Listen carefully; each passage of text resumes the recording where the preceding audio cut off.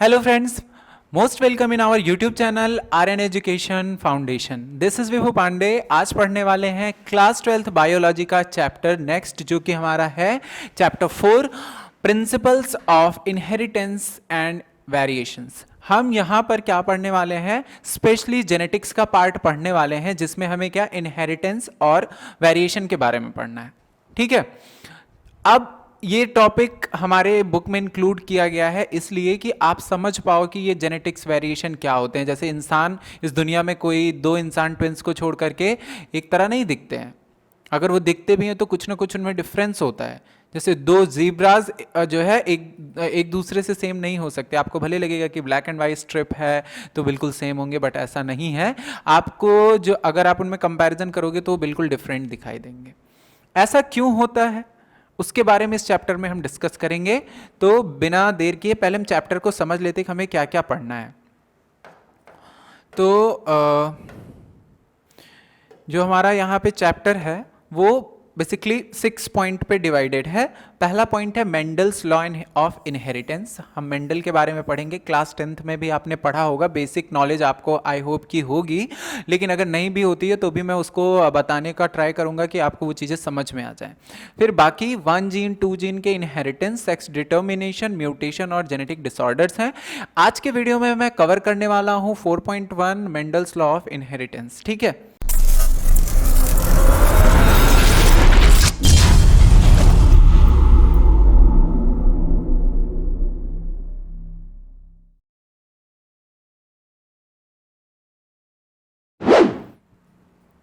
तो चलिए देखते हैं.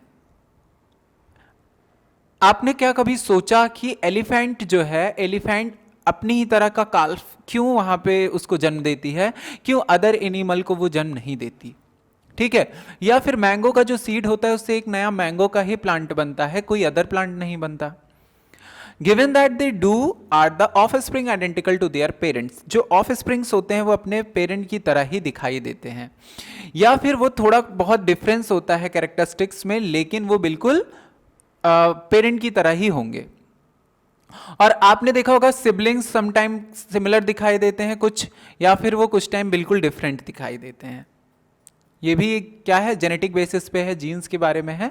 आगे ये सेवरल रिलेटेड क्वेश्चंस जो है हमने आज जो पढ़ा, ये एक ब्रांच में पढ़ेंगे हम बायोलॉजी की, जिसको हम क्या बोलते हैं, जेनेटिक्स. क्या बोलते हैं, जेनेटिक्स. अब इसका जो डेफिनेशन होगा वो होगा the subject deals the inheritance as well as variation of characters from parents to offspring is known as genetics. ठीक है.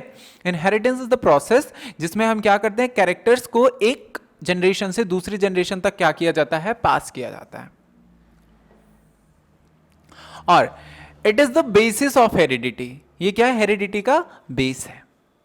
हेरिडिटी का मतलब क्या होता है कि हमारे जो कैरेक्टर जो हमें अपने पेरेंट्स से मिले हुए हैं. Variation is the degree by which progeny differ from their parents. देखिए, इनहेरिटेंस का मतलब है कि हमें अपने पेरेंट्स से कुछ कैरेक्टर्स मिलेंगे, और वेरिएशन का मतलब है कि क्या ऐसी डिग्रीज हैं, जिनके ऐसे फैक्टर्स हैं जिनकी वजह से हम क्या हैं, अपने पेरेंट्स से कुछ अलग दिखाई दे रहे हैं, है ना. जैसे हो सकता है कि हमारी आंखों का रंग हमारे फादर या मदर से मैच करे, लेकिन हमारा फेस उनसे बिल्कुल अलग होता है.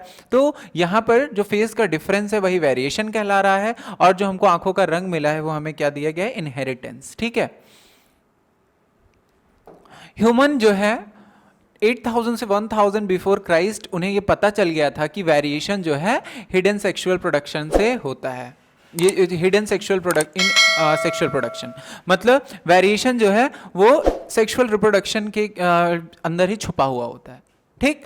मदर और फादर से जो भी आपके जीन्स आपको मिल रहे हैं उनका फ्यूजन होता है, इसी वजह से वेरिएशन होता है. The exploited the variation that were naturally present in the wild population of plants. जैसा कि आपको वाइल्ड पॉपुलेशन प्लांट की अगर दिखाई दे रही है तो वो क्या होते हैं, अलग अलग दिखाई देते हैं. Animals to the selectively breed and select for the organism that possess the desirable character. फिर क्या किया गया कि वाइल्ड प्लांट जैसे यूज नहीं किया जा रहा है. ठीक. उसी तरह से फिर एनिमल्स को क्या है, सेलेक्टिव ब्रीडिंग कराई गई. जैसे मान लो हमें काऊ का मैं एग्जांपल लेता हूं. तो फिर उसमें क्या होगा कि काऊ जो होती है वो हम उसमें सेलेक्टिव ब्रीडिंग कराते हैं, जिसकी जो काऊ जो अच्छी होगी, जो ज़्यादा दूध देती होगी, उन्हें हम ज़्यादा सेलेक्टिवली ब्रीड करा करके उनके ऑफस्प्रिंग्स का यूज़ करेंगे आने वाले जनरेशन्स में। ठीक है, तो इसी को हम क्या बोलने वाले हैं, inheritance. Okay, for example, through artificial selection and domestication from the ancestral wild cow, we have well known Indian breed example Sahiwal cows in Punjab. हमने क्या किया, वाइल्ड काउज का जो सेलेक्टिव ब्रीडिंग कराई, उसके बाद हमें क्या मिला, जो हमने अब हम देख रहे हैं हमारे पास जो डोमेस्टिक काऊ है वो मिली, जैसे साहिवाल काऊ पंजाब में।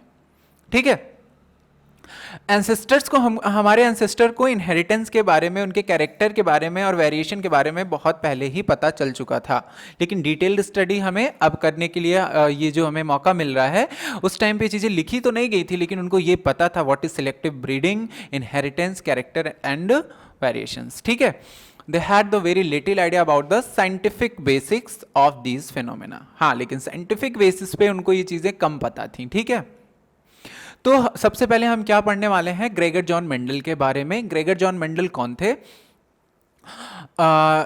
मिड 19th सेंचुरी में। ठीक है, क्या हुआ, इनहेरिटेंस के बारे में अंडरस्टैंडिंग लोगों की ज़्यादा बढ़ गई। क्यों ऐसा हुआ, ग्रेगर जॉन मेंडल ने एक हाइब्रिडाइजेशन एक्सपेरिमेंट कराया था, किस पर, गार्डन पी पे। ठीक है, 7 साल तक वो एक्सपेरिमेंट करते रहे, 7 साल तक वो लगातार एक्सपेरिमेंट करते रहे। और एक्सपेरिमेंट इतना आसान भी नहीं था, हमें लगता होगा कि बस क्या करना है, मटर को बो देना है गार्डन में, बट ऐसा नहीं है। उसमें बहुत सारी चीज़ें, बहुत सारे प्रोसेस करने होते हैं, जिसकी वजह से जैसे सेल्फ क्रॉस कराना है या फिर क्रॉस पॉलिनेशन कराना है, तो फिर उन सब चीज़ों को प्रिवेंट करना होता था जो एजेंट्स होते थे ना, तो वो बहुत मुश्किल काम है। 1856 से 1863 तक उन्होंने 7 साल तक एक्सपेरिमेंट किया और उन्होंने अपने जो रिजल्ट्स देखे उसके अकॉर्डिंग इनहेरिटेंस के लॉज दिए। ठीक है, मेंडल इन्वेस्टिगेशन जो हुई into the inheritance pattern, it was the first time that statistical analysis and mathematical logic were applied to problems in biology।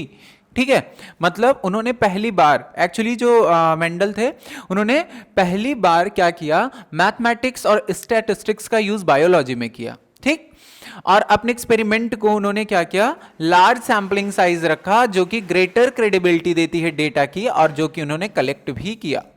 ठीक, उन्होंने कंफर्मेशन दिया, inference of the experiment on the successive generation of his test plant. Test plant मतलब वो पहले 2 parent plant जिनसे इन्होंने अपना experiment start किया था। ठीक है, उन्होंने कैरेक्टर्स पढ़े, किसके, गार्डन पी के। ठीक है, और उन्होंने देखा कि कुछ जो है इसमें ऐसे होते हैं, जैसे प्लांट में अगर मैं कहूँ हाइट 2 तरह की हो सकती है, टॉल हो सकती है, डॉर्फ हो सकती है। पत्तियां कैसी हो सकती, फ्लावर कैसे हो सकता है, एक्सियल हो सकता है, टर्मिनल। एक्सियल मतलब ये जो मेन स्टेम है उसके बगल बगल से निकले हुए होंगे, ऊपर की तरफ स्टेम बढ़ता जा रहा है, या फिर टर्मिनल होंगे, ऊपर की तरफ जहां स्टेम डिवाइड हुआ वहीं से वो फ्लावर ग्रो करेंगे और वहीं टर्मिनेट हो जाएगा, स्टेम की ग्रोथ अब आगे नहीं होगी। ठीक है, या फिर उन्होंने पॉड कलर में देखा, ग्रीन दिखाई दे रहा है या फिर येलो। ठीक, उसके बाद पॉड का जो शेप है फुल है या फिर कॉन्स्ट्रिक्टेड है। फिर उन्होंने फ्लावर का कलर देखा, वॉयलेट है या फिर वाइट है। ठीक है, उसके बाद सीड का कलर येलो या फिर ग्रीन, और सीड का जो शेप है वो राउंड या फिर रिंकल। इस तरह से उन्होंने कई सारे कैरेक्टर्स देखे।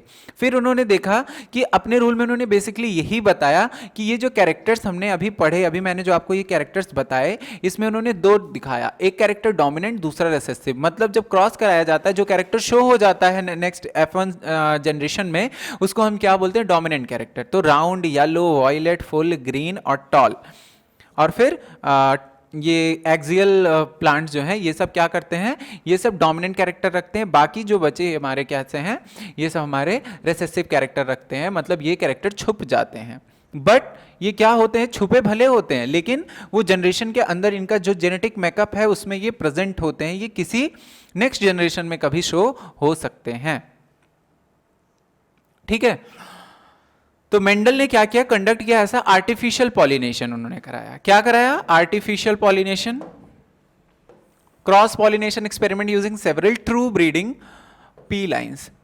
ठीक है, जो ट्रू ब्रीडिंग लाइन होती है one that having the undergone continuous self pollination, ये क्या होती है, सेल्फ पॉलिनेशन लगातार करते रहते हैं, और उनके जो कैरेक्टर्स होते हैं वो स्टेबल होते हैं, मतलब वो कहीं बाहर नहीं जाते, सेल्फ पॉलिनेशन करें उनके कैरेक्टर उन्हीं में रह जा रहे हैं। मेंडल ने ऐसे 14 true breeding pea plant varieties को क्या किया, कंसीडर किया, except for one character with contrasting trait, एक कैरेक्टर को छोड़ करके जो काफी डिफरेंट था। Some of the contrasting trait selected were smooth और द रिंकल सीड, ये चीजें मैंने आपको बताई, ये कैरेक्टर्स जो मैंने अभी, तो उन्होंने क्या लिया, कैरेक्टर और कॉन्ट्रास्ट। कैरेक्टर अगर स्टेम की हाइट है तो टॉल होगा या तो डॉर्फ होगा, फ्लावर का कलर है तो या तो वॉयलेट या तो वाइट होगा, फ्लावर की पोजीशन है तो एक्सियल या फिर टर्मिनल, पॉट शेप है तो इनफ्लैटेड या फिर कॉन्स्ट्रिक्टेड, पॉट का कलर ग्रीन या येलो, पॉट का शेप राउंड या रिंकल, और जो सीड का कलर है येलो या ग्रीन हो सकता है। ये कॉन्ट्रास्टिंग कैरेक्टर्स उन्होंने देखे। इनहेरिटेंस जो होता है वन जीन में, ये आगे देखेंगे, पहले हमें यहां पे ये देखना है steps in the making a cross in P. यहां पे देखिए, क्योंकि पी क्या कर रहा था, सेल्फ पॉलिनेशन कर रहा था ना, तो यहां पे क्या किया जा रहा है, इमैस्कुलेशन किया जा रहा है। क्या किया जा रहा है, इमैस्कुलेशन। क्या होता है इमैस्कुलेशन, ये एक ऐसी प्रोसेस है जिसमें हम एंथर्स को बाय सीजर्स कट कर देते हैं। सीजर्स से कट करने के बाद उसके बाद वहां पे दूसरे किसी फ्लावर का पॉलन ग्रेन ला करके स्टिग्मा पे गिराते हैं। ठीक है, ये देखिए, ये फ्लावर का स्ट्रक्चर है, ये हमारा पेटल हो गया, ये स्टिग्मा है, ये एंथर है, ये स्टेमन है और ये कार्पल है। ठीक, ये तो उसके सारे कंप्लीट फ्लावर है ना, ये पी का, गार्डन पी का। अब हमें यहाँ पे क्या करना है, इनमें प्रिवेंट करना है सेल्फ पॉलिनेशन। तो एक एक फ्लावर को लेकर के मेंडल ने क्या किया, उनको इमैस्कुलेट कर दिया या एंथर्स को रिमूव कर दिया, और वहां पे दूसरे किसी फ्लावर, व्हाइट फ्लावर का पॉलन ग्रेन ला करके यहाँ पे डाल दिया। ठीक, उसके बाद यहाँ पे देखिए किस तरह से वॉयलेट कलर के सारे नेक्स्ट जनरेशन में प्लांट्स मिले, क्योंकि ये कैसा था, ये डोमिनेंट ट्रेट था। डोमिनेंट ट्रेट का मतलब ऐसा ट्रेट जो नेक्स्ट जनरेशन में शो हो जाए, इसी वजह से यहाँ पे ये देखने को मिल रहा है। ठीक है,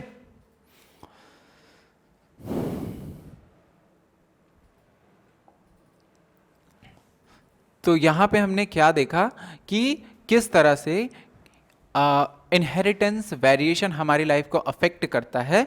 और हमने यहाँ पे पी प्लांट के बारे में अभी क्या जाना है, सिर्फ कैरेक्टर्स जाने कि कौन कौन से कैरेक्टर मेंडल ने अपने में इंक्लूड किए थे अपने एक्सपेरिमेंट में, और कौन से उसमें क्या है, डोमिनेंट है और कौन से उसमें रिसेसिव हैं। ठीक है, और साथ साथ में हमने ये भी देखा कि कौन कौन से कॉन्ट्रास्ट दिख रहे थे कैरेक्टर्स में। नेक्स्ट वीडियो में हम ये जानेंगे कि कैसे एक जीन या फिर दो जीन एक दूसरे को एक्सप्रेस करते हैं और हमें नई नई कौन सी जनरेशंस मिलती हैं। तो गाइज, आई होप आपको ये वीडियो अच्छी लगी होगी, काफ़ी बेसिक वीडियो थी, आप इसको देखिएगा, और इसके बाद आने वाली वीडियोस इससे ज़्यादा इंटरेस्टिंग होने वाली हैं, क्योंकि इस वीडियो को देख करके उन्हें आप बहुत आसानी से समझ जाओगे। Do like, subscribe our channel. Thanks for watching.